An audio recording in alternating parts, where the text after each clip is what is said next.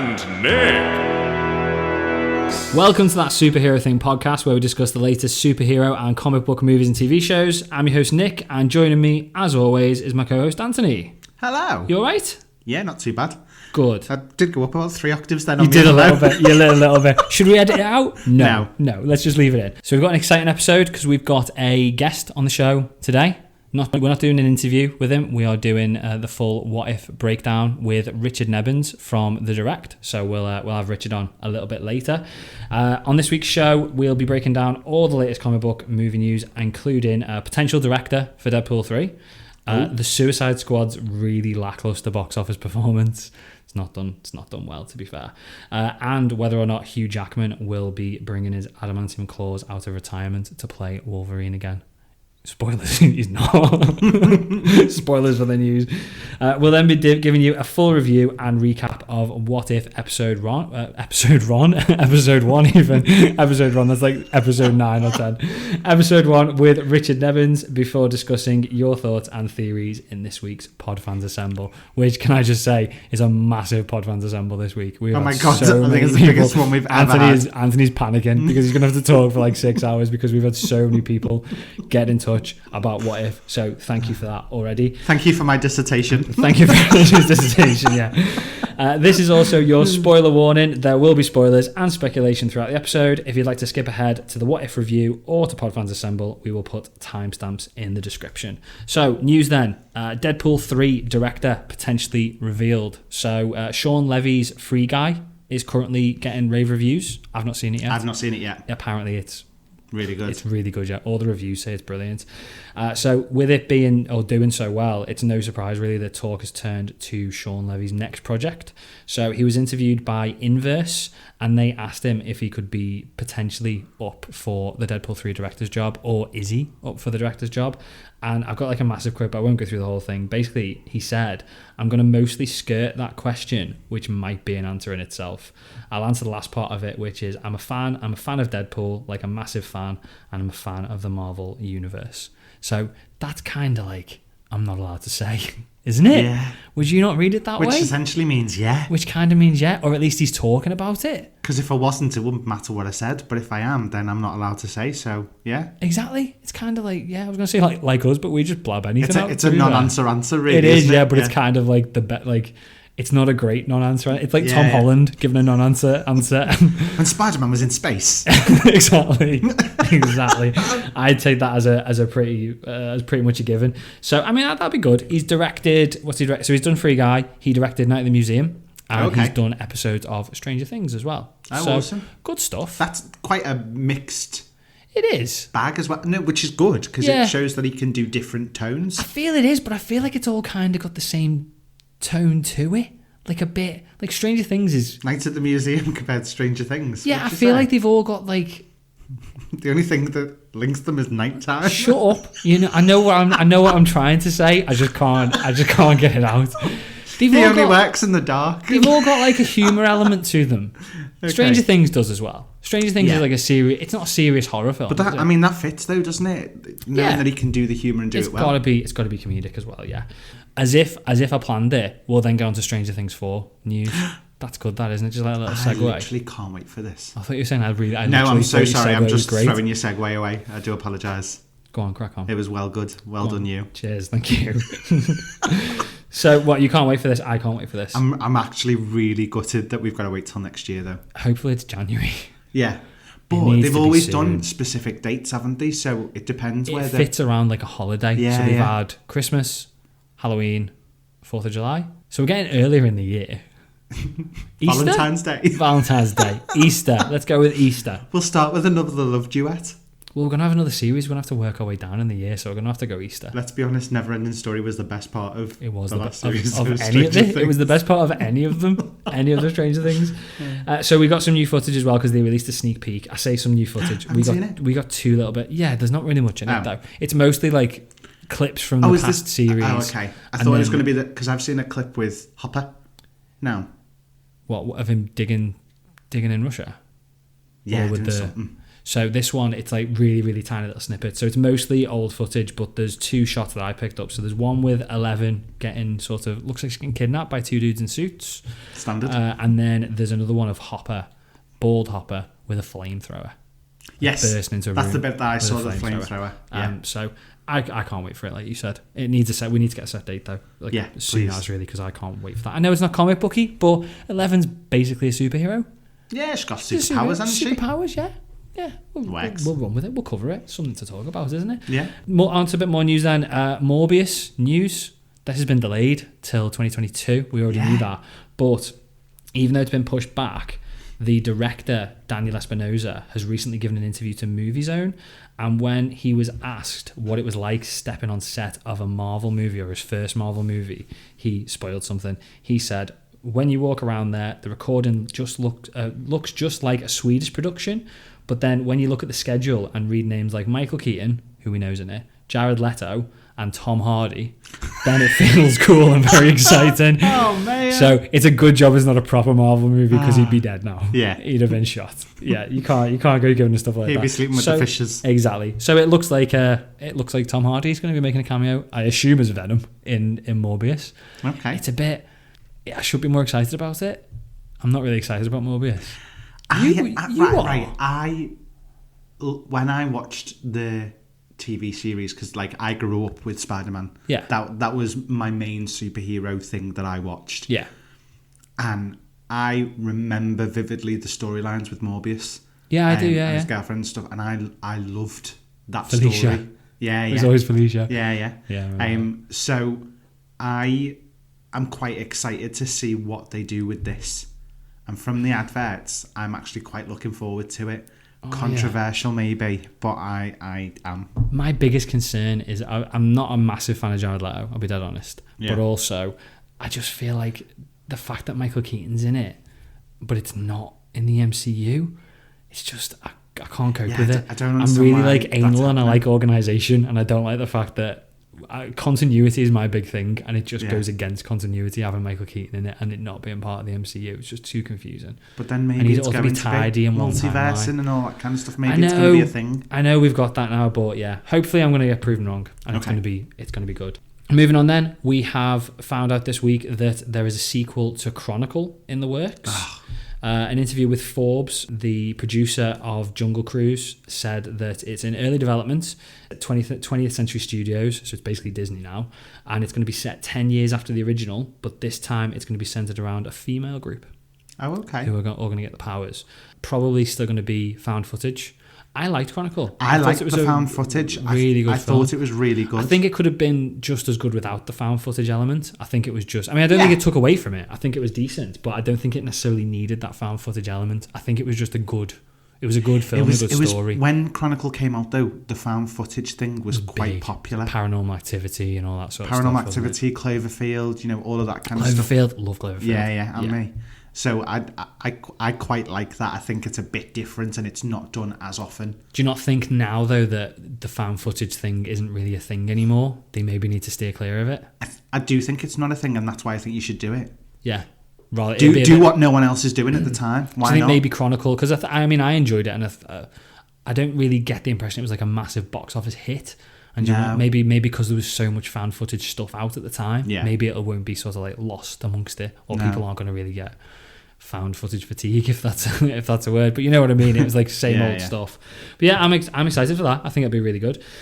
Suicide Squad box office then. So it was going really well. It set a new record for an R-rated Thursday night preview since the pandemic began. I think it did 4.1 million on Thursday night previews in the States. Yeah. But then it only managed to increase that by to 26.5 million by the end of the weekend.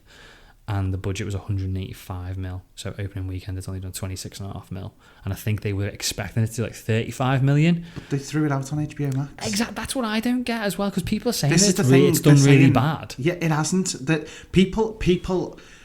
I don't understand this, because people aren't taking into consideration we've just had a pandemic, and as much as we are trying to get back to normal, there are people who are uncomfortable going and sitting in an enclosed room with 200 other people watching a film. Yeah. They don't want to do it, and each to their own. I'm happy to go back in and do that because I've missed it. It's something that I love doing. It's not everyone's cup of tea. No. And if it's there at the home comfort on HBO Max. People are going to stay at home and watch it. Exactly. Why spend, if it's a family of 4, 15 to 20 quid easily to be going to watch it in the cinema when you can watch it at home for free? Not free, but you've Not already free, paid your but subscription. You've got it, haven't you? And apparently it did really well. According to some of the figures that have been released, it's estimated that 2.8 million people viewed it in the opening weekend, which is more than viewed the Snyder Cut. I think that did 2.4. Really? So it's done even better than that. But people are still saying it's bombed. But it hasn't. It's done 2.8 million views on HBO Max. It was a fantastic film. I really enjoyed it. Yeah. I've only seen it once. Yeah. We don't have HBO Max in the UK. I'm dying to see it again, but I don't really want to go to the cinema again, to be perfectly honest. But I really enjoyed it, and I think it's done really well. I hope this doesn't affect anything regarding like a sequel or James Gunn's future in the DC universe or anything like that, because it did really well. In keeping then with the Suicide Squad to a degree, Idris Elba. We found out what Idris Elba's next project's going to be. Anthony's smirking. I only told him about 2 minutes ago. So Idris Elba has revealed through a promo image on Twitter that he's going to be voicing Knuckles in Sonic the Hedgehog 2. You wouldn't have guessed it, would you? I would never have put them two together. And at first I was like, what? But then the more I think about it, the more I'm like, yes, this is going to be good. Idris Elba's Knuckles. Come on. It's going to be weird, but it's going to be good. Right. So I'm a bit split. Okay. Because I've had time to let it sit there and marinate in my head a bit. What, for half an hour? Yeah. Yeah, okay. I didn't like him in Jungle Book. Was he in Jungle Book? He was. Which Jungle Book was he in? The Disney one? Because there were two. The one that I watched. That helps. Don't worry, listeners. He was in the one that Andy watched. I think it was the Disney one. It was the one with Scarlett Johansson as that doesn't Snake. help. That doesn't help much at all. I think it was. It was that. Right. The best way to describe it, as Shere Khan, he sounded like a pissed off Brit at an airport. Yeah.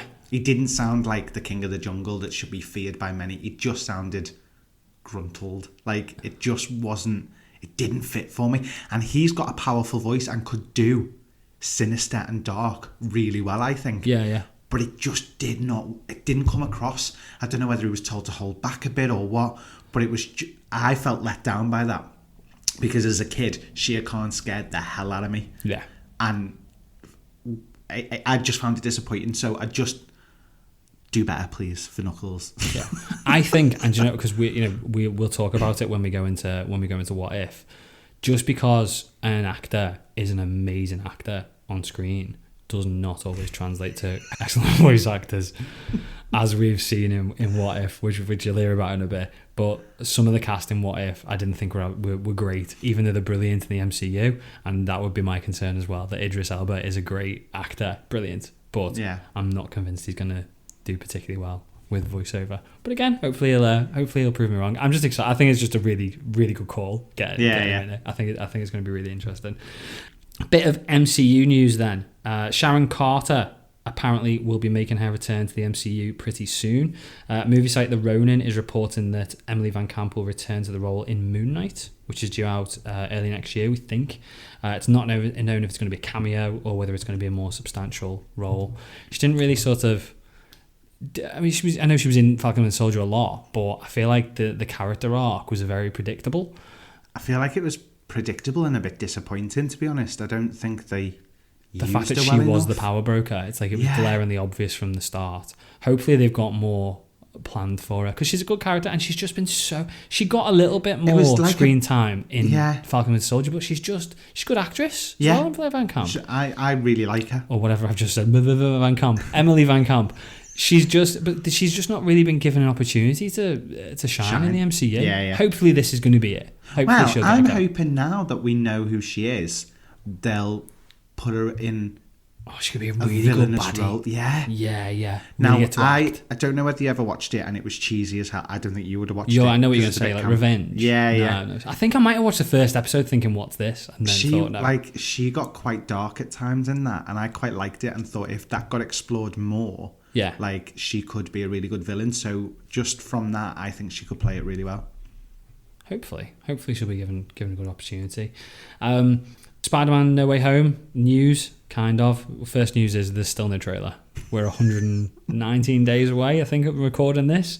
Not that I'm keeping count, but yeah, there's not long to go, and we've still not got a trailer. There were rumours of the 10th of August because it was the end of Spider-Man week and Peter Parker's birthday. We've still not had it. There was a really good teaser went on Twitter yesterday saying that the trailer was going to be released on Monday. So good that major sites picked it up and were like, great, the trailer's coming out on Monday. Wow. Yeah, it was that decent. It's not really coming out on Monday though. I mean, it might do, but I doubt it. There has been some merch found on Amazon by the Direct. Lots of shots of Spidey and Doctor Strange, including the magic power black and gold suit, but still no sign of any other Spider-Man. Still no sign of Toby. Still no sign of Andrew. I'm starting to get stressed that they're not going to be in it. I mean, Tom Holland is great. Benedict Cumberbatch as Doctor Strange is great. We shouldn't be spoiled, but I'll be so disappointed if we don't get them. I'm still convinced it's happening. I am, but... If it doesn't happen, I'll be so devastated. The closer we get, the more the niggling feeling is like shouting at me. I'm really trying not to get my hopes up because I know I'm going to love the film no matter what, but I really think they're going to be in it. They've got to be, haven't they? They've got to be. Please, please, please. Hopefully. Hugh Jackman then, but apparently not coming back as Wolverine, maybe. He's done some promo for his new movie, Reminiscence, I think it's called, with Rebecca Ferguson. Yeah, I don't know. Reminiscence. We watched the trailer when we went to watch Suicide Squad. And we both went, meh. Looks all right. Yeah. Wasn't she in Greatest Showman? Yeah. All right. Other than that, no. Oh, yeah. I remember now. So he's done a few interviews. We didn't really know what it was about. Like the trailer didn't... I've watched the trailer 3 times and still don't know what it's about. So he did an interview with Screen Rant, and he said that Wolverine is in my past, adding that I don't ever want people to feel that when I say I'm done, it's a glib thing. It was one of the great chapters of my life, but it's over. He then told Jake's Takes that it's still a character I hold close to my heart, but I know it's done. Tell that to whomever you want, but please tell it to Ryan Reynolds because he doesn't believe it. And he thinks I'm joking. I love that. Brilliant. Love that. I don't think he's coming back. I wish he would, but I don't think we're going to get Hugh Jackman back. I think he might do it one day, but literally as like a fleeting cameo. I could see a cameo in Deadpool 3, maybe multiverse, just literally like another him sat at the bar. Yeah, and that'd be it. Yeah, something like that. But I don't think it's going to be. I don't think it's going to be much at all. But I think if they're not getting him back, I think they need to give Wolverine a big break because it's going to be weird not having somebody else come in at this stage. And not be Hugh Jackman, basically. I mean, I've heard stuff about Taron Egerton. Yeah. And I think he's a good opportunity. I think he's a good opportunity. I think he's a good option. Yeah. But it's just not Hugh Jackman. It's just not Hugh Jackman, is it? And he just comes across as a bit too young. I feel like we need like somebody in the 50s. Hugh Jackman would just be perfect for it. Just pay him a lot of money. Kevin Feige, just pay him a lot of money and just get him in. You can do it. I think that's it for news then. So should we get Richard on and talk about the first episode of What If? Yeah, let's do it. Right, so now that we're into the What If breakdown, so episode 1 of What If, I'm extremely happy to introduce our first guest host to the show. Direct from the Direct, we have Richard Nebens. Thanks I'm for about to use that. That's a good. I like Thank that you. He didn't like that one Made before. me cringe. He didn't like that one before. I like that, and I'm leaving this in so the listeners like it God. as well. Trying to start something. No, it's all right. Richard, thank you very much for joining us to help kick off our What If Chronicles event. For anyone who doesn't know, Richard is a writer and editor for The Direct, who specialises in the MCU, but he also owns and operates his own restaurant. He's an extremely busy man, as we already know. So again, thank you very much for taking the time to join us on the episode. We will also, before we get into What If, we'll have a full interview with Richard coming to our Patreon, which is going to release on the 1st of September. Yeah, so we'll have a full chat with Richard about like what he does at the Direct, what his role is there and how it all works. So getting into What If, I know we've already done the spoiler warning, but there will be spoilers clearly all the way through. As usual, we'll talk through the episode in detail. We'll break it down. What did we like? What didn't we like?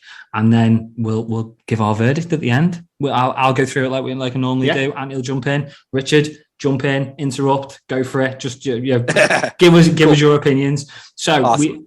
This might seem like a really detailed way of sort of going into it. I sat there and told Richard before we won't go into minute detail, but this sounds like a lot of detail. I really liked the the fact that at the start they animated the Marvel Studios logo, not the whole thing all the way through like the Marvel intro, but that was cool. I expected when it started it all to be animated, and I was a little bit devastated when it wasn't. And then when they just gave us that little bit at the end where it was animated, I thought that was really good. I was curious to see what they would do with that, because like we've had a little bit something different for all the other shows, and especially with this one being animated. But just that little bit right at the end, it was a nice touch. It was just enough, wasn't it? It was just enough to not to bother doing anything, but just sort of throw something in. I also thought, and I knew he was going to be in it, Jeffrey Wright doing the voiceover. Yeah, so good. You couldn't have picked anybody better. I could literally listen to that guy recite the dictionary. I think the only person I've enjoyed more would be Morgan Freeman. And I just don't think they had Morgan Freeman. Exactly what I was going to say. That's exactly where I was going to go. It was like if you can't get Morgan Freeman, Jeffrey Wright is go with Jeffrey Wright. I thought it was quite good at the start as well, because they started off by reminding us a little bit very quickly about obviously what had happened in the first Avenger. It just in case how it goes in our timeline. How it goes in our timeline. Yeah. But I also really appreciated, because I didn't think they'd do this, that they showed us the exact moment that the timeline branched. He explained, didn't he? He said, this is the moment because Peggy Carter decided not to go up out of the room. That's the Nexus event. You know what? The thing with me, I was curious to see if they would do something like that, but that was a really interesting bit where that's the moment where everything changed, where she just decided to stay in and the it's room. Something as simple as a yes or no question. Exactly. And that changes everything. It's just like the butterfly effect, isn't it? Yeah, butterfly effect, the tiniest little thing. The only thing I was a bit unsure of is, because the whole thing then from there played out quite differently. Because obviously, in the original, in the first Avenger, Kruger sets off the bomb after Steve's become Cap, because he was up in the room. So I couldn't quite understand how just by hair not going up to the room, it changed everything. That much. It just seemed a little bit too much getting changed. If you get what I mean. The bomb the bomb did go off, killed Erskine, which it was Stanley Tucci, who got two lines in the whole thing. That's like, he's come and he's gone. Do you think they actually Tommy Lee Jones wasn't in it at all? That was the next thing I've got written down, because they killed him off. Like, boom, get rid of him. Tommy, do you want to come and do What If? No, kill him. Well, it's like did you ever hear about Jack Whitehall? Yeah. He's an English kind of comedian. He's in Jungle Cruise. Yes. He's the brother in Jungle Cruise. Okay, yeah. So he was actually was it Frozen as one of the trolls? Was he? Yeah. However, he went to the red carpet event, watched it, and was like, I'm not in it. And then he phoned his agent afterwards, and she went, I was supposed to tell you, they've changed your part to a non-speaking role. But it was animated. Wow. I like the way that they let him go to the red carpet premiere. I know, and he said the worst part was you saw his character in the scene, and then you even see him do like a little, as if he's about to speak, and it just cuts him off. He doesn't. That's amazing. That's messed up. You'd be devastated. So it's just that kind of thing. That's all it made me think of. To be fair, I'll get into it in a minute, but I do feel like some of the voice actors in this should have probably been cut out. Do you know, I must say, Steve Rogers, if you hadn't have told me that Chris wasn't going to be in it, I actually thought that was just him. I agree. They sounded very similar. Josh Keaton did a really good job. I know he's done a ton of Marvel stuff before, but he nailed Steve. 100%. Yeah, he did a really good job. And is it just me, or was Sebastian Stan the most enthulastic he's ever been in his life? Sebastian Stan, like in every film he's been in. I said somebody should have been cut. But like, should have been Sebastian he's always Stan. Just like he sounds not interested all the time, but he's just so calm and collected. And then in this animated version, it's like someone's gone, you need to turn it up to 200%. And now it's like, Steve? It sounded to me like he'd been given the lines but that's it. He just had his lines. Yeah. He didn't know He what said, else was going on in No. the rest of the show. Not a clue. It's just like, Sebastian, just read this. Well, but this was also like a super different version of Bucky than we'd ever seen. Because I mean, because he didn't go through any of the Winter Soldier stuff, even the start of his programming or whatever, and he didn't realize that we didn't have Steve obviously turn into Cap. And no, it was interesting. And I gotta say this too, Dominic Cooper in this, I think I liked him more in this than I actually did in the first movie. Oh yeah, it was really good. Yeah, I thought Dominic Cooper was just a lot of fun. He was very animated, literally, obviously. Yeah, but I thought he was great. It made me realize it's been so long since we've had Dominic Cooper in the MCU. Yeah. And he didn't even get anything in Endgame. He wasn't even like the end credits at Endgame or anything like that. Yeah. And so I'm quite impressed that they brought him back. Give me Agent Carter vibes. Yeah. I'm great. I'm really happy that they brought him back. Do you know who else I thought was good? Because obviously they got rid of Tommy Lee Jones's character because they couldn't get him in. So we got John Flynn instead, who was like his replacement, the guy who was running the SSR. Yeah. So Bradley Whitford, guy called Bradley Whitford, who was in Cabin in the Woods and Get Out. Yeah, he was great. I thought it was really weird that they made his character look like Bradley Whitford as well. They didn't need to do that because we don't know what we did. There wasn't a character in it, but I appreciated the fact that they made him look like the actor and didn't just sort of run with it. So yeah, we obviously got to meet all most of the cast at that point. So yeah, exactly. So Peggy obviously went into the machine. She ends up being turned into the super soldier instead. She's huge. She's massive, big. Massive. You don't need your heels anymore. No, none of that. Oh, God. None of that. I didn't get that from all the promo material. No, I didn't. That she was going to be like hench. Yeah. Do you know what I mean? I'm a foot taller. So I thought that she was going to be like Natalie Portman. Exactly. Yeah. But it makes me wonder. I mean, because I think before the episode, we'd already been sort of told that there's a rumor going around that we might be getting a live action Peggy Carter. And and after this, I'm thinking I want her even more. Yeah. But oh God, me too. I'm like, how are they going to do this? Yeah. Because Hayley Atwell's not 6'5". No. So she's going to be like Hagrid in Harry Potter. Just get everyone to stand further away from the camera. And do that sort of thing. Like they did with Gandalf as well in the Lord of the Rings. Yeah. But yeah, seeing Peggy as Captain Carter was great. I thought as well, just a little bit in it, the whole scene in the gym when she was sort of throwing the weight plates into the wall and Steve's doing the training, and they made that comment about at least you're not off doing USO tours. And it's like how different exactly how different it would have been. And it's like Steve dodged a bullet with it. We like watching it when the way they started talking about her being a woman and she shouldn't be in these army rooms and all of that kind of stuff. You forget because it's the 1930s, 40s, yeah.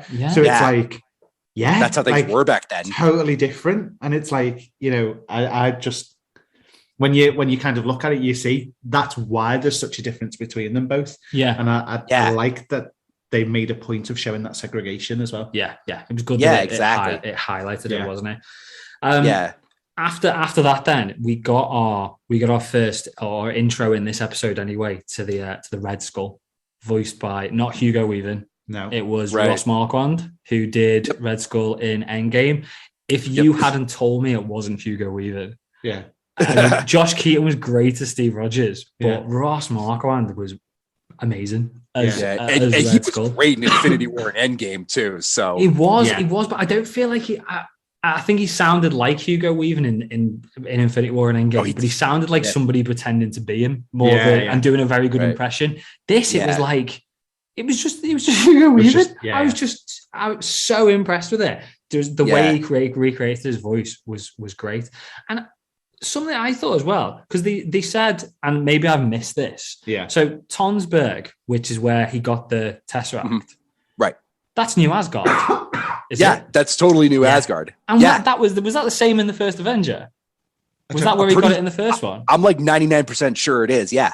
I didn't even twig onto that. No. I didn't even get onto that. I was watching it. I was like, what? Really? God, they're brilliant. It's just the way it all links. I think, again, we don't appreciate how much how much these things are all completely Seriously. linked together. How many times know have everything. been to Tonsberg? Exactly, don't they? Makes you wonder how far in advance all these things are planned, or whether they just think, "Oh, that'd be." I think about that all the time. Yeah. How I'm like, is it a happy coincidence or is it really cleverly planned? I'm not. So I don't think it's a happy coincidence, but exactly it is. Yeah, but I wonder whether they're just really clever at going back and thinking that'd be a really good nod. Yeah. But I do wonder. I think Feige said they've got like the next 5 to 10 years planned out. Yeah. And it's like at least to some degree. Exactly. And when you look at how much we've already got for the next 2 years, it's like how many projects must they be involved with? Yeah. Well, especially with Disney Plus now. Exactly. It's not even just 3 movies a year anymore. It's 3 movies and 4 TV series going forward. It must be so hard trying to sort of get it. Obviously, not just come up with the ideas, but having to get it right. Get it right. But I mean, the beauty of the MCU is the fact that it is all linked and there's cameos all over the place, and it's all sort of like fleshes together, and it must be so hard just getting the right balance really between it, rather than making it just like a bit over the top and too many cameos really. So again, Peggy wants to go in to fight, but Flynn won't have any of it. And then Stark gives her the suit and the shield, doesn't he? Yeah, Howard Stark, which I loved, and convinces her to go in. He's so good. He was the highlight of this episode. It was like the suit. But did you notice as soon as you gave it to her, she's like, and then as soon as she saw the Union Jack, she was like, I'm all in. I'm going. Okay, you so British. I'm in. Sold it to me. So she goes in, doesn't she? So she captures Toby Jones's Armin Zola by taking out his motorcade. Again, he was hardly in it. Toby Jones, but barely more than Stanley Tucci. Exactly, yeah. But he was great. Just that when she catches him, and he's like, "Oh, Shiza," like that, and she's like, "Exactly, just amazing." But this whole scene then, where with her sort of like realizing her power set, this is where it's sort of she has loads of fun with it, and she's like, "Oh, cool!" Like, that was brilliant. She realized how much she can do. I love that about it, because that is what we would be like. It is. If we woke up one morning and could do that, we'd be like, "Holy shit, yeah, that's amazing." Do you think? Say no more, I'm in. Yeah, exactly. Do you think the tone was all right though? Because I mean, we'll talk about it later in Pod Fans Assemble, but I think a lot of people are sort of thinking that maybe it was a bit too comedic. But do you think? I mean, what do you think, Richard? Do you think they handled it quite well tone-wise, or do you think it was a bit too on the silly side? I mean, it's kind of. I think it's kind of what you'd expect from the situation, because, like, I mean, I love too that like Peggy and Steve are so different when they're, when they get the serum and when they try to test out their powers and everything, because Peggy's obviously been trained as a soldier, or at least a little bit, going into World War II and everything, and now that she's a friggin' super soldier, it kind of makes sense that she's kind of going full bore, just beating the crap out of people. Exactly. And you would, wouldn't you, if you all of a sudden had those powers, you'd be like, "This is amazing." This is amazing. I think one of the main things that we've got is they're going to try and be open to as many as broad an audience as possible. Yeah. We've just gone from WandaVision to Falcon and the Winter Soldier to Loki, and they've been very deep. Yes. In certain ways. Totally. And I think they're bringing out a cartoon. They're kind of one episode story arcs, basically. I mean, there might be like an overall arc at the end of it, but in general, there's like an individual story each episode. I think that they're trying to make sure that it is that. I think silly is a bit too strong a word, but they're kind of like bringing that kind of fun element into it a little bit more, so that the kids can watch it as well. Yeah. Do you know what I mean? Yeah. And I think it's just trying to give access to again that broader audience overall. I could be completely wrong, no, but I just agree. with it being so and I think so too with that, when you're looking back at all these different movies from the Infinity Saga, like when you're going back and telling stories that have semi already been told, I think you can kind of do that with it, go a little bit on the extra side with it. Yeah. But no, and I'll be curious to see how that goes through the rest of the episodes, because I think, I mean, not that I've seen the next couple or anything with the pressers or everything, but I mean, I've heard we're getting like the T'Challa Star-Lord stuff. So excited for that one. Yeah. Oh my God, that's going to be Oh, that's gonna mess me up. That's it, isn't it? You got to wonder as well whether because they're going down. I mean, I suppose when you think about 1940s, because we got like the montage a little bit later, it is a bit, it is a bit campy, isn't it? The way that it was sort of portrayed, and I suppose the first Avenger was. And I wonder whether as we go through these different episodes, maybe they will have different tones. Because I mean, we're getting a Marvel Zombies episode. Yeah, can't be campy and silly, can it? It's gonna have to be the darker. Exactly, because this one was in the 40s in the same way as Captain America: First Avenger was. So that I don't think shocks me as much. And I think we are going to get kind of different tones for a lot of these other episodes, depending on what's in them. And I think it'd be quite fun when if they end up all sort of coming together from having those different tones, those different characters. Right, yeah. With Peggy's powers, one thing that sort of threw me a bit was she seemed a lot more powerful than Steve Rogers ever did. When she took out that first car, I was like, I've never seen Steve Rogers do anything like that. No, that was like a whole different level of powerful. Basically, Steve just like throws a mean punch. Exactly. And then Peggy's a tank.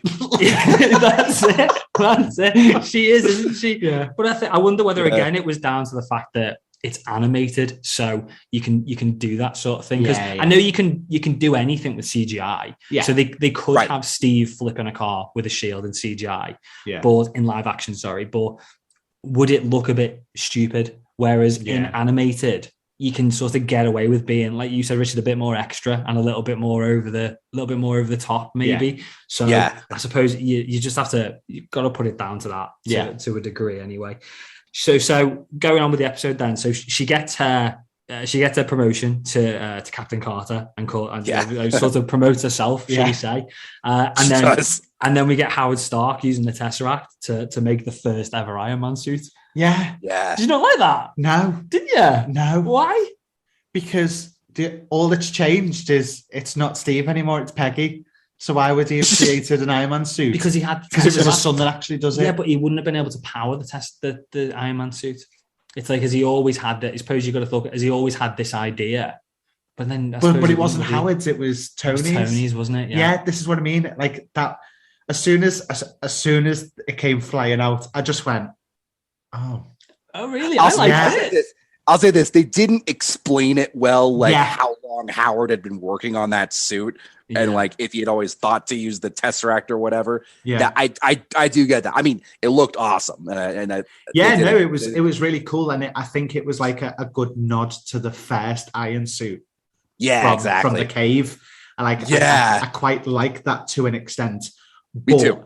I just struggled to believe it because it wasn't very well explained, and it didn't. Yeah. To me, it just didn't make sense that it was something that came up kind of. 70 years later. Yeah, I know what you mean. Do you get what I mean? Exactly. Yeah, it was very advanced for 70 years ago, wasn't it? But it was entertaining. Yeah, kind of out of left field. Yeah. Well, it was a little bit. I don't know. I liked it. Okay. I loved it. I had a great time with it. I did not enjoy it. Just storyline wise, I was just like a bit why. A little hard to grasp. It was kind of a bit like they had to figure out. They had to give something for Steve. Give Steve something to do. Yeah, he had to be doing something because he just looked like a little mouse for the rest of it, didn't he? Let's be honest. But I think you both hit the nail on the head. The episode it got from sort of I've got a Tesseract to wow, now I've got an Iron Man suit in 30 seconds, and it was a bit rushed. But then I don't feel like they had much of an option because it was a 26-minute episode. Yeah, but exactly, half hour. And I know animation probably takes longer to do. Yeah. But especially with that kind of animation. Yeah, exactly. Yeah. Because it's all CGI cell shading, isn't it? But I do think it would have benefited massively from no more to the story, but maybe just an extra 10 minutes to sort of flesh out the story a little bit. Yeah, or even just a scene or something that maybe could have explained it. Yeah, you could have done it in another minute or 30 seconds, couldn't you? Really? So anyway, Captain Carter or Peggy, let's call her Peggy, goes to. So she sort of still follows Steve's path, doesn't she? She rescues the 107. Mostly, yeah. That's when we obviously meet Sebastian Stan as Bucky, who I didn't like. I didn't think he was great at all. And then obviously we saw the Hydra Stomper in action. And then we got what I thought was one of the better parts of the episode, the whole winning the war montage in the 40s with the 1940s music. I love that. I thought it was, again, and I think awesome. the tone for the episode, wasn't it? Yeah. It was a bit campy, but it was really good. And it was a really good throwback to like the USO scene from the first Avenger. So I thought that was good. And the best bit, that whole sort of like dogfight with the planes, with Steve sort of flying around and Peggy just blasting through the planes. Yeah, it was so good. Yeah, but then I thought just it was hurling Peggy at the planes and everything. Exactly, and then just throwing people out of the planes. It's like, this is a cartoon on Disney, and she's just throwing people out of planes. Do you know what? Right? That made me think a lot of Valkyrie. Yes, and Thor, Valkyrie when Thor, they're in Ragnarok. Yeah. When ship, weren't they, and doing all of that. So that was cool. It just made me think of that when they did that. It did, didn't it? So I think it was then like we went back to Red Skull, who's now not got the Tesseract because Peggy's robbed it off him. Yeah. And this is where it's took like a really different turn to the first Avenger, isn't it? Because he started saying that he's trying to bring about the true champion of Hydra, and he's going to summon it from beyond the stars. And I got really excited then. And I was maybe a little bit disappointed with what we got, but I was thinking, like, is it going to be Loki? Is it going to be Thanos? Is it going to be somebody really big? Yeah. And I thought, and when we got the monster, which I think was Cthulhu. Yeah, but I don't know what it is. I don't know what it is. There's so many people with different opinions of what it could have been Goose. It could have been Goose. I didn't even think of Goose. Okay, that would have been amazing. I know, right? Imagine if a cat had just walked through and they'd have gone, "Oh," and then it just like destroys them all. Yeah. Amazing. I mean, I think it's we'll talk a bit about it towards it when we get to the end, but I think it's probably Shuma-Gorath with where the story. That's where I'm leading.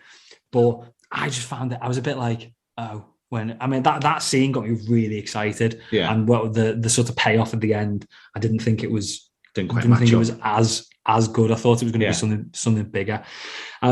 And we then got a little bit of a more. I mean, it was a rushed episode, like we said, but we did spend a little bit of time building a bit of the relationship between Peggy and Steve. Yeah, which again I thought was good considering it was such a short episode, because we needed that, because that was one of the big parts of Avenger. I was curious to see about the dynamic between them with their roles kind of switched now that Peggy's kind of Captain America and Steve's just a normal person. But I thought they did a really good job with that, especially considering, like, and I think overall too, considering they had to tell a 2-hour movie in 30 minutes, they did a good job of getting to everything that they had to. They did squeeze a lot in, didn't they? I thought it was interesting. I think they did a good job with the dynamic. It still felt a bit weird.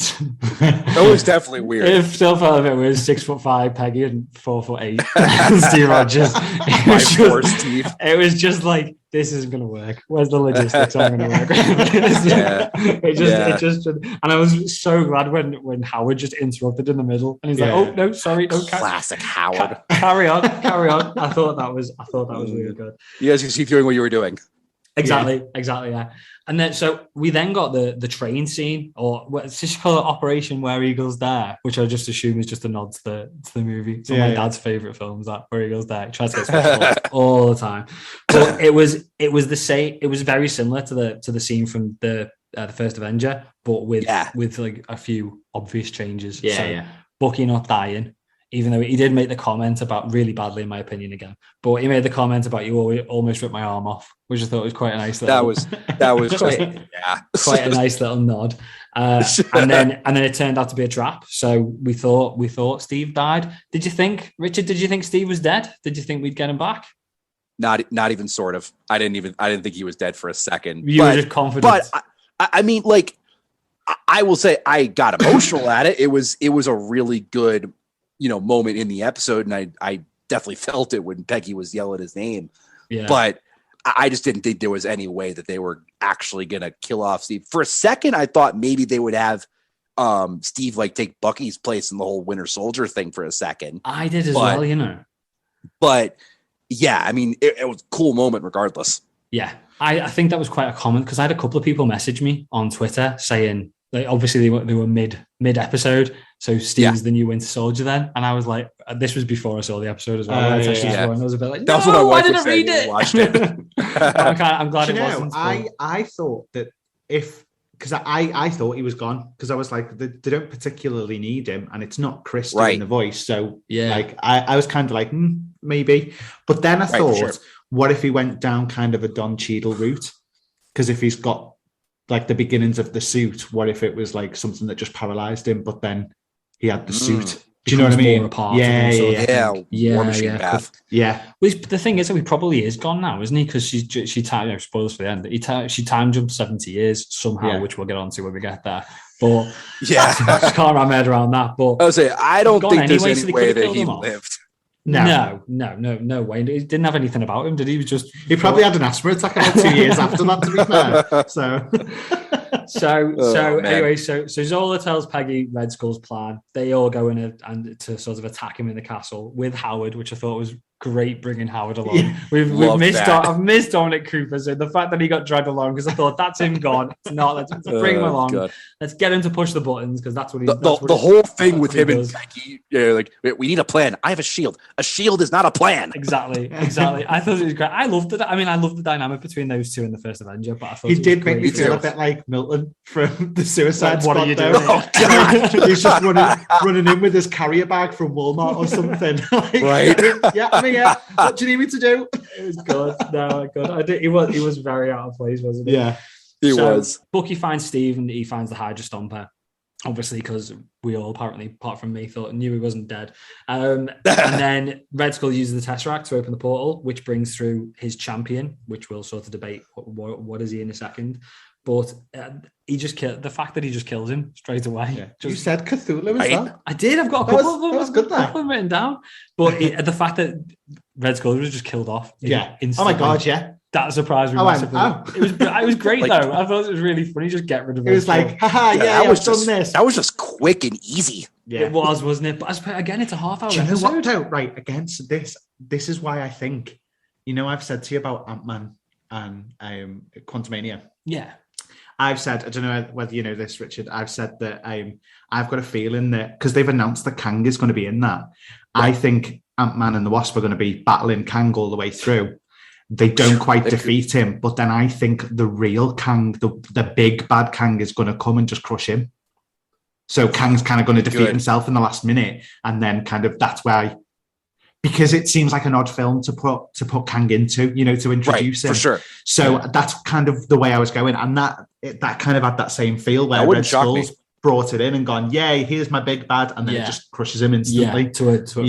By a bigger bad. Yeah. Again, there's a lot of debate about who he is. I've had multiple messages from loads of people saying it's this. Yeah. So I think there's a few people thinking I've not watched Agents of S.H.I.E.L.D., but Hive from Agents of S.H.I.E.L.D.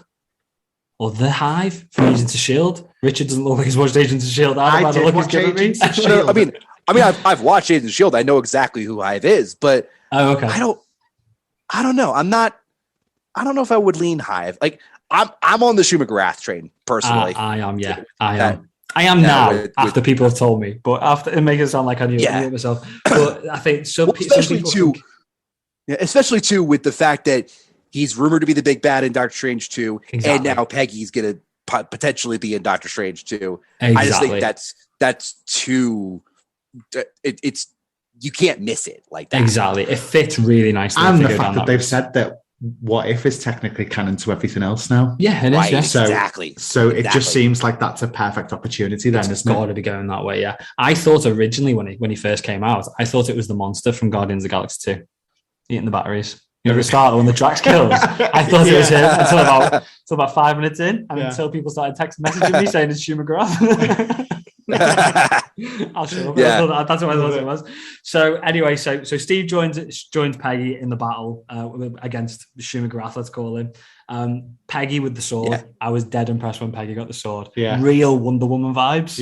Of it, which I thought was a bit taken away, but it was good. Yeah. I like that. And again, it was just her sort of owning the moment, wasn't it? And sort of, I know Steve was there to help, kicking ass, basically. Exactly. Yeah. But I think it's quite a good sort of comparison against what we've got in our timeline, as I call it, because I know Steve's always been like the heart of the team, but he's always been sort of overshadowed by Tony as Iron Man, and it's like Tony can do things, even though Tony's not super. He can do things that Steve can't do because of his Iron Man suit. Yeah. So it's quite nice seeing not the Iron Man suit be the one that beats the big bad, and Peggy managing to do it with a sword rather than this huge mech instead. It was a different take on it. It was really cool. Yeah. But I liked it. I thought it was. Yeah. It was. I mean, the whole thing's supposed to be a fresh take, isn't it? But I thought it was a good way of doing it. So Steve's suit ends up getting wrecked, as we've just said, and Peggy again. We go down the same route as the first Avenger. Peggy ends up pushing the monster back through the portal, but going with it. Yeah. And then that's when we get the cut to the opening of the Avengers. Yeah, it's essentially Loki's entrance, isn't it? It is Loki's entrance, except Selvig's not much, there. Yeah. No. And it's just Hawkeye and Nick Fury. Yeah. So my big question, sort of before we go into like what did we think of it, because I know we've talked about most of it, is I'm trying to think of it. I can't wrap my head around how she's jumped 70 years into the future. The Space Stone doesn't jump you into the future. It doesn't do time. No, it's just space, isn't it? So I can't wrap my head around how she's managed to do that, and that took me out of it a little bit. Unless the only thing I can think is that she's. I don't know, because I don't know how the Space Stone works. It's not real. But thanks for clarifying that. But like, spoiler alert. I'm just thinking, like, is it like a realm or something? And maybe if she's lost her way or something, but like aging doesn't happen there. I don't know. It could be anywhere, couldn't it?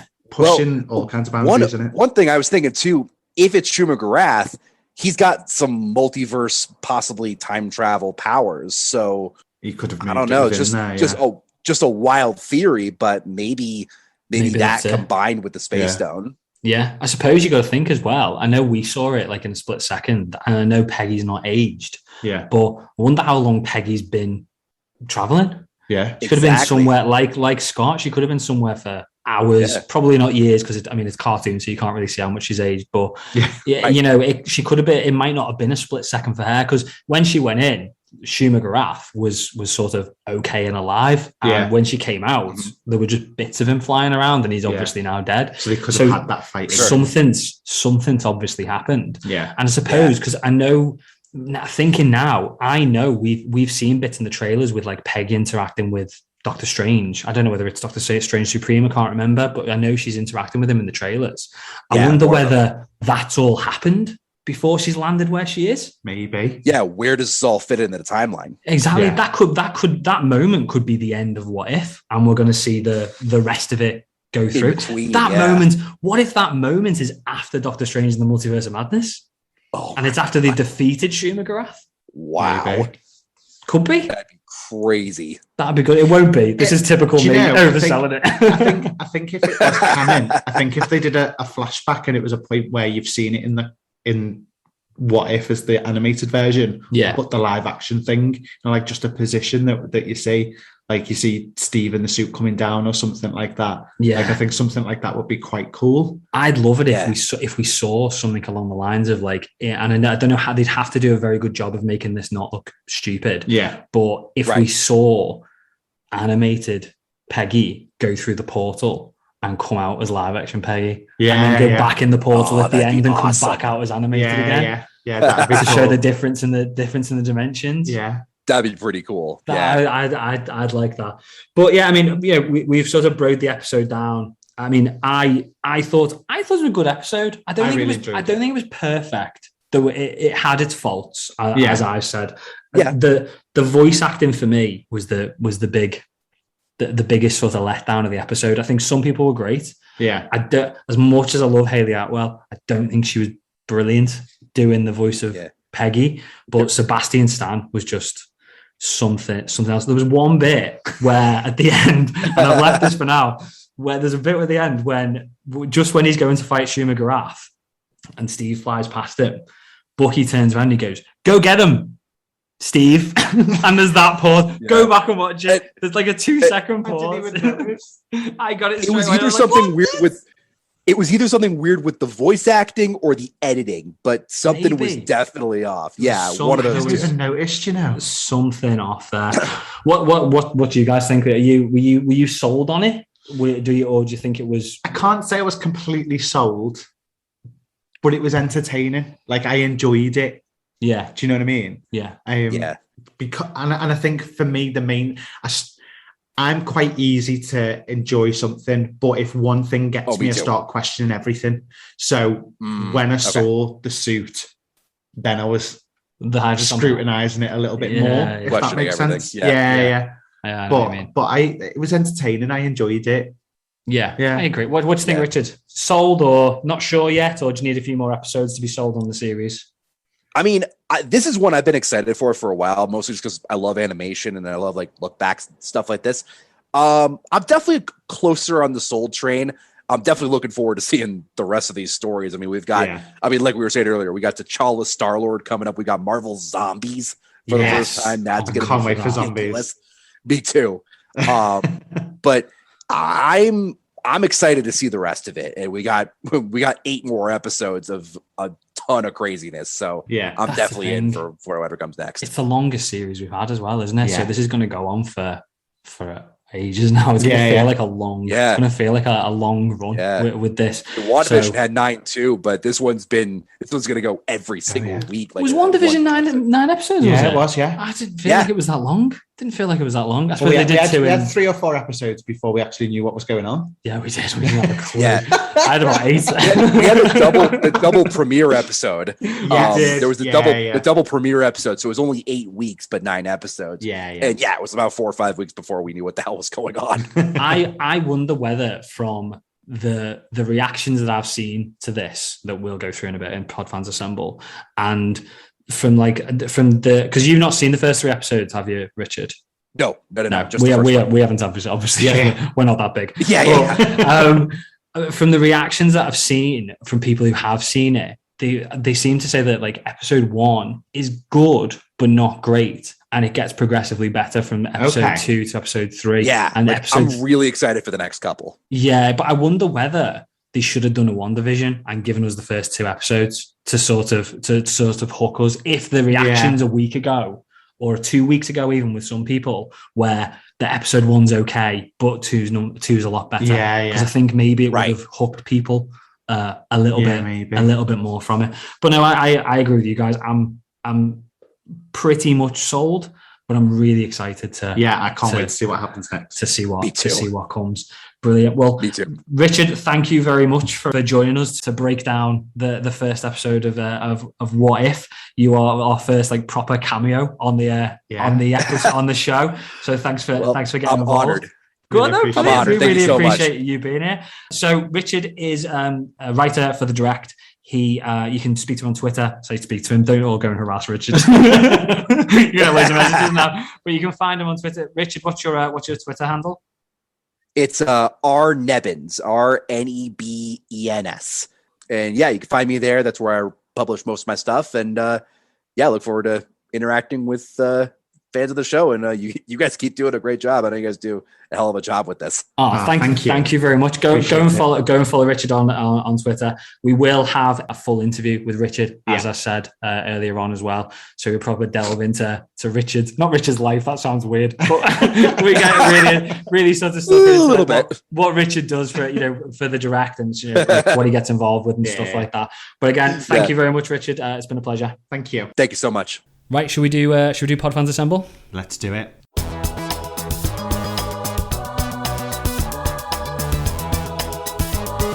Podfans Assemble. Okay. Anthony's stressing out because he's got like 600 messages to read. This is the biggest Podfans Assemble we've had in our 30 episodes so far. Yeah, we come across as not being thankful for that, but we are. Like, it's just a lot of pressure. We've been quite excited about it, to be fair. Because this is the most interaction we've had. So genuinely, really thank you. We got a bit panicky earlier on, to be fair. But this episode is going to be 4 hours long. So I will try and get through them as quick as we can. Rapid fire Podfans Assemble. So we started with a poll just to see what people thought of What If. So we asked whether people loved it, whether it was okay, or whether you hated it. 55% loved it, 39% said it was okay, and 6% hated it. I've read these comments that are coming now. There was some mixed opinions, wasn't there? There's a lot. I'm surprised that that's the percentages on the poll. I thought it'd be a little bit more on the hated side. Not on the hated side. I just thought there seemed to be a lot of people who just think it's kind of all right rather than brilliant. And I don't, as we said in What If, I'm still not 100% sure where I sit. I feel like I need another episode. Yeah. To see where we go. Yeah. But go on. Let's see. Okay. Rapid fire. Go. Paul Michael was really looking forward to this one, but was only okay. Be good to see the rest of that story. Yes. Yeah. So if we got some more, if it got filled out a little bit. Yeah. I'm going to try not to speak actually more. No, go on. We can talk. We can talk about them. I agree. I was a bit disappointed. I felt at the end of the episode, I kind of want a full movie of it. Yeah. Live action as well. Yeah. Kind of want to see more of that. It being more fleshed out. I still liked your idea of it going from animation to. I'm sold on that one now. Yeah. That's my Isaiah with the shield. After I think because I said something about something similar to that like 1 or 2 weeks ago, and you were like Space Jam. Yeah, you were. Yeah. And now you're like, let's do it. I've told you it was a good idea. I've rubbished your idea to make you forget about it, and I'm taking it and I'm running with it. I'm robbing it. We've then got Termite38 who said the combat choreography and animation was absolutely superb. Yeah. It kind of had an Iron Giants vibe to it. Yes! But that was really overexcited. Well done, Termite38. You've absolutely made Anthony buzzing.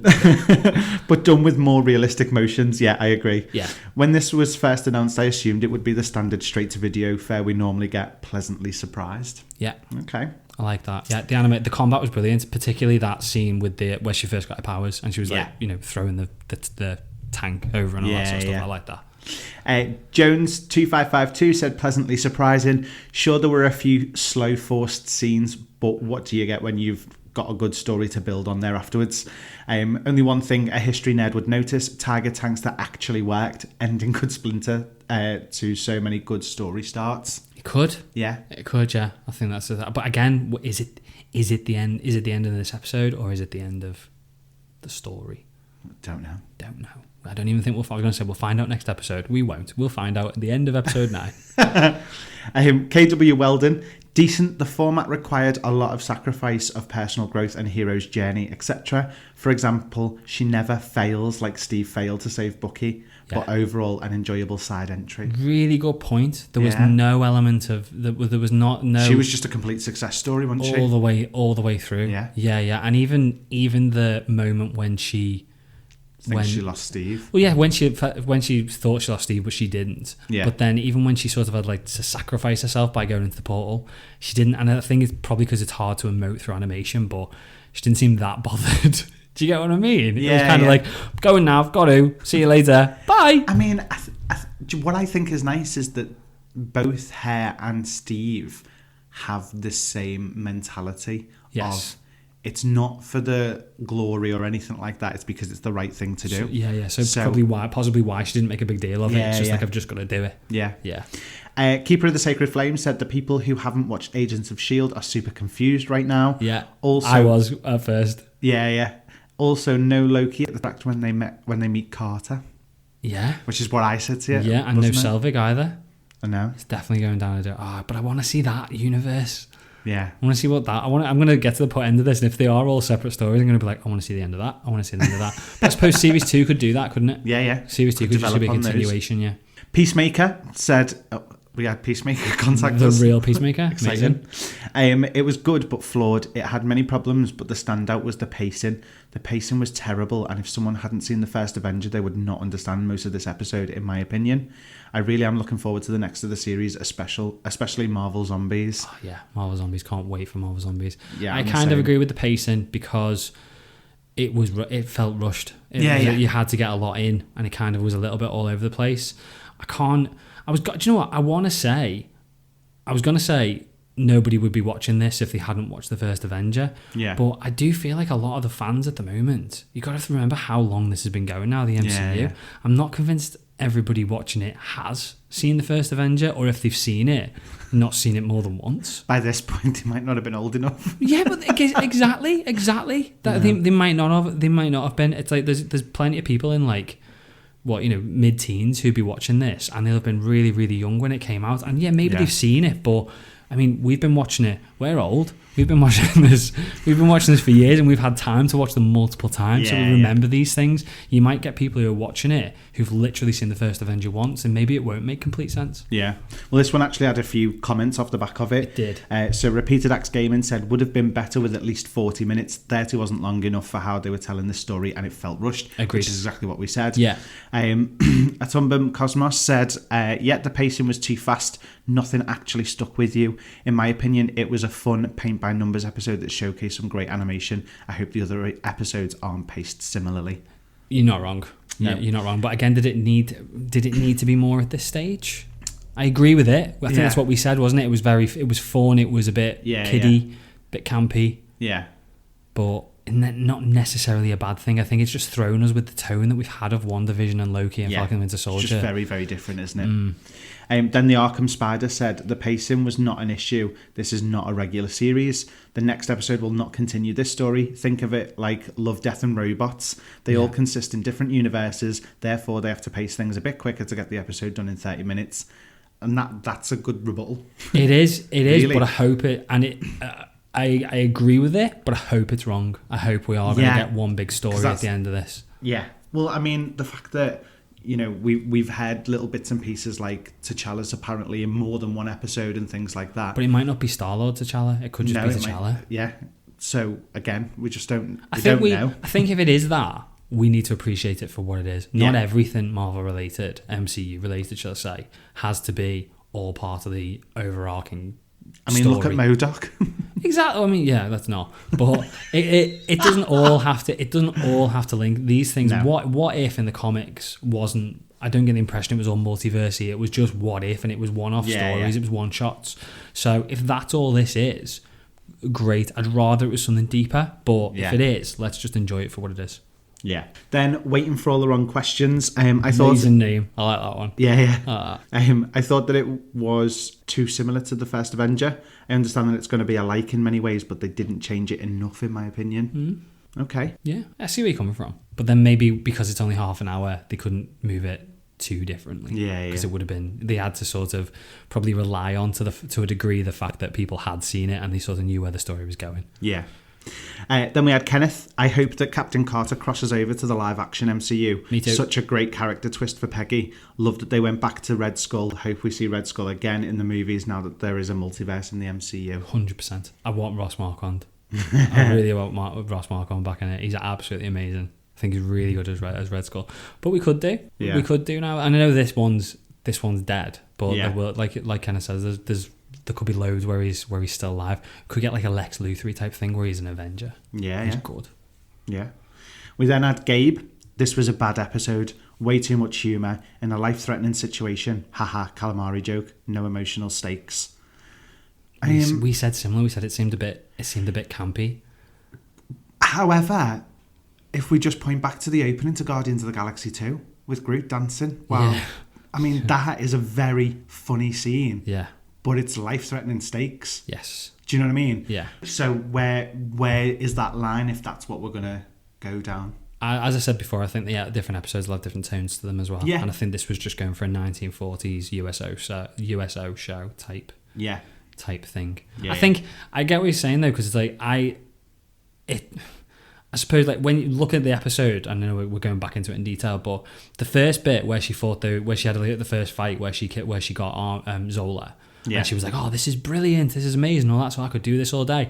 I enjoyed that. Yeah. But then when we got a little bit further down and we didn't mention it, she's like, when they went in to get Red Skull at the end, she's running alongside the bike and she's like, oh, this is nice. And then she wrote, that looks fun, can I take it off you? Or something like that. Yeah. That to me felt a little bit too silly. Yeah. And I still appreciate it, but I feel like it could be construed as maybe being a bit too funny and not serious enough. Yeah. We then had Nathan. It was okay. The story felt a little rushed and could probably have been pushed to a full 40 minutes to develop some characters before the finale. Yeah. Like the flash forward at the end with Fury and Hawkeye. Maybe a little alternate Avengers assembled at the series 1 end. Ooh, I like that. That'd be good. That'd be really good. Yeah. And then we'd get Nebula with the blonde hair.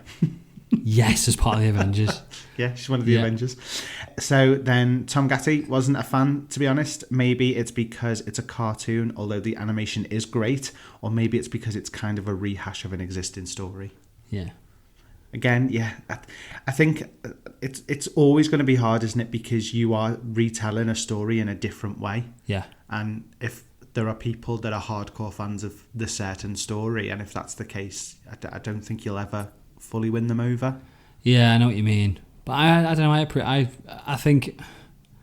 I don't know, I just think it comes down to the tone again. Yeah, yeah. And it was all right with me, but I can see completely how it wouldn't sit right with some people. Yeah. Mischievous Scamp said, wow, this series is going to be amazing. Great opener. Not going to lie, I got a bit excited and started secretly hoping for the possibility of a live-action Steve Rogers Winter Soldier popping up in the MCU multiverse at some point, but sadly it didn't seem to turn out that way this time. This time, exactly. There's more episodes. There's 9 more episodes. You never know, do you? Could do. I love how much he likes it compared to other people. I love the fact that, not that I'm like just after drama, but I like the fact that it's split in opinion. Yeah. The thing is though, everyone's got their own taste and you're never going to please everybody. And that's But you normally find that the MCU fans love it. And this is splitting the MCU fans. But then, I mean, to be fair, as much as Loki was greatly loved, there were some quite negative opinions about certain aspects of that. I feel like they were in the minority though. No, I don't. I've seen more of it more recently. People really dislike Sylvie. And I suppose, yeah. So, again, I don't know. He followed up to say, also really love how they seem to take a page from The Mandalorian with those running stills at the start of the end credits. Yes. Which I quite liked. Honestly, not too sure why it's only getting a mediocre response from fans. I loved it. Definitely excited for more. Fair play. Paul Sear said, first of all, I think the animation is brilliant. It looks really good. Enjoyed episode 1 and the story, but just felt that 30 minutes is not long enough to tell a film-length story and felt a bit rushed in parts to get the story in. That said, I'm still really excited for the series. Yeah. And again, it comes down to them not being able to It's funny because everyone's saying quite similar things and it's just their opinion Even on the it. people who like it are still saying it felt like it was too rushed. But again, I think that's Marvel relying on the fact that people will know the story and they only need to do the major beats. Yeah. Rather than going into detail. Yeah. Alan Hangover Alike said, thought it was great, gonna be an awesome series, might just be me, but I thought Howard Stark was brilliant in it. I thought he was really great. good. He was a little bit overacting, but not to the same level as Sebastian Stan. Do you know what though? I get, like, I know we've joked about it, but when you do animation, you have to do a hell of a lot more with your voice because you can't be seen. No, I know. And it does, and it is. It's a hard balance to find. Yeah, I can imagine. And if you haven't done it before, and not most of them, but a lot of these actors probably won't have done. Yeah. We've then got Rachel Miller. Loved it, really different. I'm not always into this kind of animation, but this expanded my horizons. Loved the nods to how our timeline panned out. For example, Bucky saying to Peg, "You nearly took my arm off." Yeah. Looking forward to the rest, and if it links into the current storyline. Yeah, I agree. Andre is a vaccinated mask wearer. Amazing. Best Brilliant name name. ever on Twitter. I'm not a huge fan of the animation style, but it looks like it'll be a fun series. I love the fact that we've gone from I like the animation to I kind of like the animation to I don't like the animation. It's just the mix between the... None of you are wrong. It's just I love the fact that it's divided. It's dividing people. But the thing is, though, if everybody loved everything the same way, we would have nothing to talk about. Exactly. And that's what I like that's about it. That's a very, very grown-up, mature response. Thank you. Well done. So... Sorry. Really patronising. Wasn't meant to be. Whatevs. Anna Gold said it was a disappointing episode. Nothing much, only Captain Carter replaces Captain America. And how can someone time travel with the Space Stone, aka the Tesseract? I get that. We said which that. we touched on. Yeah, I don't necessarily agree with the rest of it, but no, I do feel there's a bit of a plot hole there. When you think that the first Iron Suit came out this time and things like that, but maybe it's not a plot hole. Maybe, as I've said, and I'm elaborating on my thing before, maybe not only does she end up sort of meeting Doctor Strange and stuff like that, and it's all done, but Doctor Strange has got the Eye of Agamotto, so he can control the time. Maybe. So that could be the fix. Maybe I'm wrong. We Needed Roads podcast. It's meh. Yeah. I think the standalone nature of the show goes directly against what Marvel have been doing with their long-term storytelling, so there are no stakes to the show other than the occasional, oh, that's cool. I'm surprised that people think this. I mean, it could be. I really don't think it's going to be standalone. I'm convinced this is all going to be one big story. Yeah. It's got to be. It can't be pointless. No. Surely not. I hope not. But if it is, I get the meh. Yeah. Then we've got Novice 101. I enjoyed it immensely. Sad to see others pick it apart. The Indiana Jones references in the beginning, her Lost in Time and to his Lost in Ice and Time. Pop Stark's Iron Man. I would love to see her in a live action. Sadly, I feel like many are hating out of a smidge of misogyny. I hope that's not true. I hope that's There not will true. be some. There will be some, 100%. Yeah. I hope that's not true. I kind of get people are picking it apart. That's what I was going to say. That's our job. Unfortunately, it's not our job. It's just what we do on a Thursday night for giggles. But I hope that's not. it. But there will be the odd person. There's going to be an element of it, isn't there? there? There will be, yeah. Troy Robbins, all the advertising suggests that she's the one that made the decision that altered the timeline. But from what I saw, the guy with the bomb made the decision. Yeah. He pushed the plunger before Steve was transformed, not after. Yeah. He altered the timeline, not her. I agree. Yeah, we said that. 100%. I agree. It didn't make sense at all. It was to me. It was those two decisions together. Yeah, him going sooner and her staying rather than going. Yeah, I wonder whether this just popped into my head. I wonder whether somebody else is pushing stuff. So maybe it wasn't just down to the fact that Peggy had said no. I wonder whether maybe the Watcher is sort of pushing things in certain directions to make alternate universe. But he makes a point of saying that he doesn't. Doesn't mean he's lying. Doesn't mean he's not lying. Or maybe somebody else. Maybe a variant of the Watcher. If there is, I don't know. Maybe we'll find out it's Loki in series 2. Maybe. You never know. Antonio says it was great. Using lines from the movies made the integration of the timeline break easy. You got that well to see. And the story was well told. I don't care for the animation style. It looks cheap. When anime is progressing cartoon realism, American animation hasn't at all. Oh, okay. Yeah, I was all right with it, but I get it. It did look cheap in part. They've gone for cell shading. Yeah. So it means it's all computer generated. It's basically like Toy Story or Pixar. Yeah. And then they add the lines on the outside to make it look like it's a cartoon. Like it's a cartoon. Yeah. I think there was the odd shot in there that I did think was a bit not 100%. But I think overall I was all right with it. Again, I was going to say I wonder if they'd go slightly different tones for the different shows, but I think we already know they're not going to go down that route. Yeah. We've had a message from Jack Sparrow, apparently. The Jack Sparrow? The Jack Sparrow. Amazing. Captain Carter seemed way stronger than Captain America. She did, we said this. We did, yeah. Yeah, but I'm going down to animation, just the fact that they can get away with more. All I want to do is add on to the end, and without even a single drop of rum. Exactly. Thank you, Jack Sparrow, for getting in touch. TJ Sutton said, was expecting more, I guess, but it felt a little boring. Seemed like they just reversed roles for a movie I've already seen a bunch. Yeah, well, he's not wrong, but I don't think it was necessarily a bad thing. It's what it's. I also think it's introductory. I do. Why go so far out there on the first episode when people are still trying to gauge what's happening? Yeah. I think if you keep it a bit closer to home at first and then put the more out there ones, you kind of you're building a bit of a climax, in my opinion. Yeah.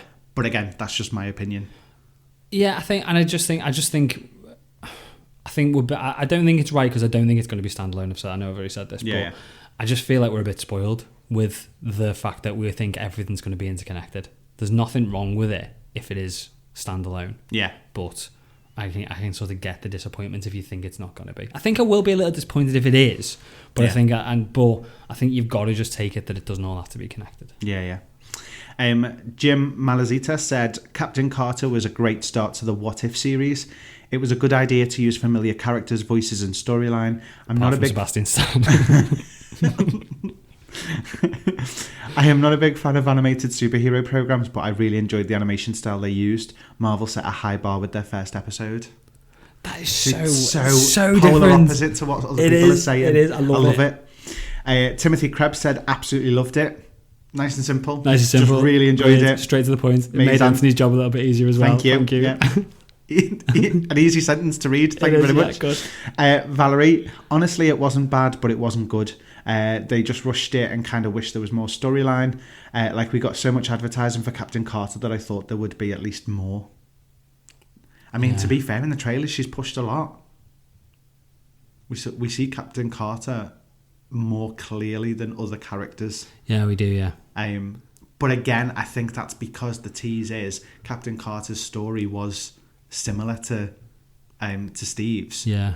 and everything else is going to be a little bit more out there. So I don't think they wanted to give too much away of those ones. They could have just been doing it because it's the first episode. Maybe. It's like look at Loki. Least spoilery because it's the first episode out the way. Yeah, in the Loki trailer, the first one that came out, there were clips in that from much further down the series, and probably not the last episode, but probably the first 5 episodes there were clips in there. Yeah. But the majority of the clips were from episode 1, and I think that's just how Marvel do it with their trailers. Yeah. We then had Gerhard Mikkelvold. Well done, Anthony. I'm hoping I said it right. I don't know. Sorry if I got it wrong. It was weird. Nothing really had any effect on the future. Cap is now a woman. Cool. It doesn't matter if it changes nothing. Why didn't it have any effect on how we view women? Imagine if Maria Hill was the leader of S.H.I.E.L.D. instead of Fury. There was no real ending. What if, instead of just copying the movie, they show us the effect it had on the future, that women aren't just here to serve the men? What if it showed us a more progressive and equal world now that the hero of World War II is a woman? And I was just supposed to fill in the in-between scene parts with whatever happened in the movie.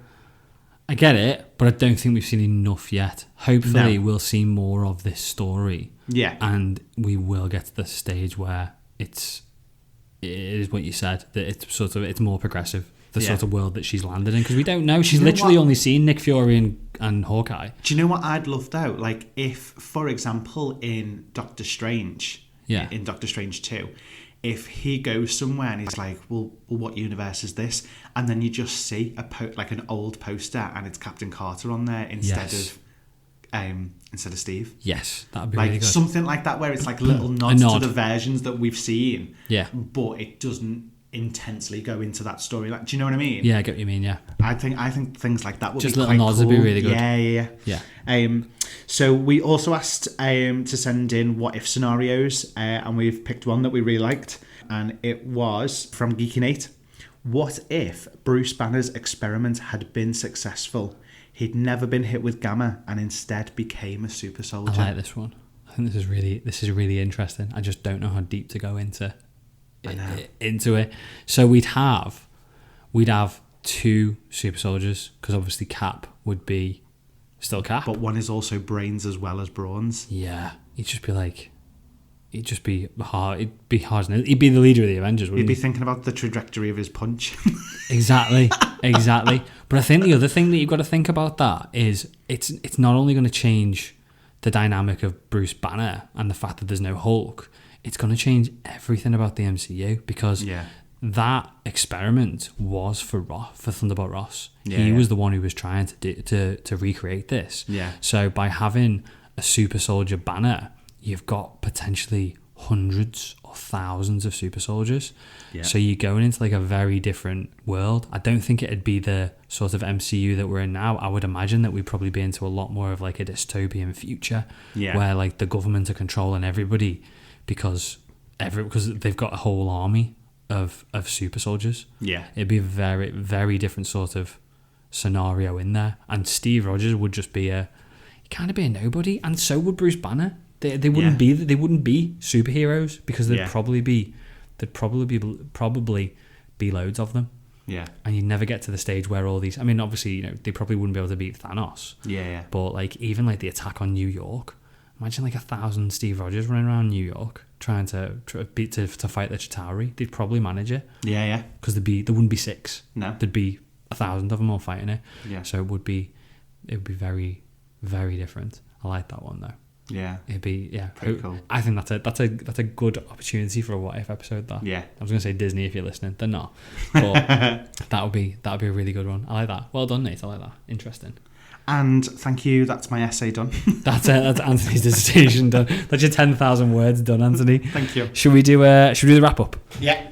Right, so thanks for listening to the show, and don't forget to come back next week for our coverage of episode 2 of What If and the continuation of the What If Chronicles event. We will have another guest host next week. Exciting. We won't tell you who it is, but yeah, we're cracking on with these guests, aren't we? It's good. I enjoyed that. I enjoyed speaking to Richard. You can find all our episodes at thatsuperherothing.com, along with all of our social media links. You can find us on Twitter, Facebook, Instagram, and TikTok. On the website, you can also sign up for our email newsletter, where you receive new episode alerts, news on upcoming shows, and some behind-the-scenes looks at the show. You can contact us on any of our socials and submit thoughts and theories for next week's Podfans Assemble. So we want thoughts on episode 2, theories on where the rest of the series is going, and we would preferably like some more what if scenarios. Let us know some of them. If you enjoyed the show, please do consider rating and reviewing it on Apple Podcasts or wherever you listen to podcasts that you can leave reviews. It means the world to us. It really helps us out in getting discovered. And I suppose we should mention as well, we will be launching our Patreon channel on the 1st of September. We've released some pictures of our tiers on Twitter that we have been sitting on for months. But we made them a while ago. We've been sitting on them for months. So we've got Sidekick, Superhero, and God. So there might be more in the future, but that's what we're going with at the moment. We won't tell you exactly what each one entails at this point, but we will have a lot more news coming over the next couple of weeks, because we are only, on the day of recording this, 20 days away from launch. And we've got some good content for you as well. We've got, we won't ruin what it is, but we've got a bad movie review in there, which is done already, and it's a bad one. And it's a bad one. It's not good. It's not fun. It'll be fun to listen to, but it wasn't fun to do. And then we've got an interview with Richard Nebens, who we spoke to on this week's episode as well, having a chat with him about his work with the direct, what it involves, getting scoops, where he gets the information from. So it's a really good interview, that one as well. I enjoyed that. There'll be some more information coming on that soon. Other than that, though, I think that's us for this week. So thanks very much. Speak to you next week. Cheers, guys. Bye-bye. Bye.